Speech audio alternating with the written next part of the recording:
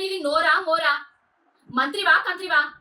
ఆడదానివనే విషయాన్ని మర్చిపోయి నీ నీచ రాజకీయాల కోసం, నీ గుంపు మేస్త్రి ఆడిస్తున్న డైవర్షన్ పాలిటిక్స్ల కోసం సాటి ఆడవాళ్ల జీవితాలను పేర్లను బజార్ల పెట్టడం నీకు తగునా?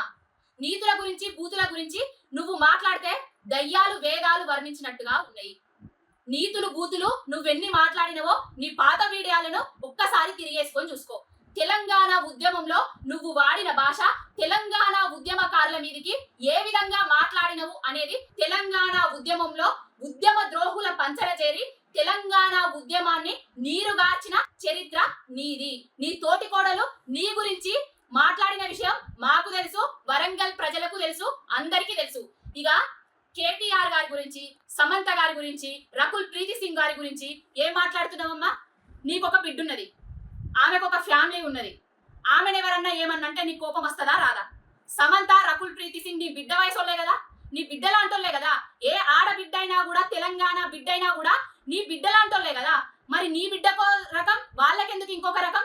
సమంత విడాకుల కాగితాల మీద ఏమన్నా రాసి పెట్టిండ్రా? కేటీఆర్ చేయబట్టి విడాకులు అయినాయి అనేసి ఈ వెకిలి మాటలు, వెకిలి చేష్టలు చేసుడు ఇప్పటికైనా మర్చిపో. ఏదో దారి తప్పి ఎమ్మెల్యేగా గెలిచినావు, మంత్రివైనవు. మంత్రికి పదవికి ఉన్న కనీస గౌరవాన్ని కూడా కోల్పోయేటట్టు చేసుకుంటాను.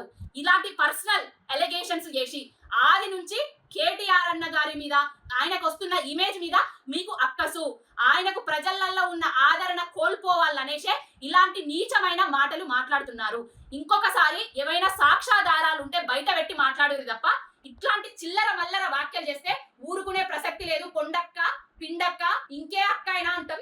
నోరు జాగ్రత్త పెట్టుకొని, నోరు అదుపులో పెట్టుకొని మాట్లాడుర్రి. హైడ్రా చేయబట్టి ప్రజలు బెంబేలెత్తుతున్నారు. ఈ హైడ్రా నుంచి డైవర్షన్ కోసమే మీరు ఇలాంటి ఎలిగేషన్స్ చేస్తున్నారని తెలంగాణ ప్రజలందరికీ అర్థమవుతున్నది. కొంచెం సంస్కారవంతమైన రాజకీయాలు చెయ్యి. రాజకీయాలంటేనే నీచం ముట్టేటట్టు, భావి తరాలు వచ్చేటందుకు భయపడేటట్టు మాత్రం చెయ్యకుర్రి. మీ స్వలాభం కోసం, స్వంత లాభం కోసం, మీ పార్టీల లాభాల కోసం ఒక ఇమేజ్ ఉన్న లీడర్ ని డ్యామేజ్ చేయాలని చూస్తే ఊరుకునే ప్రసక్తే లేదు.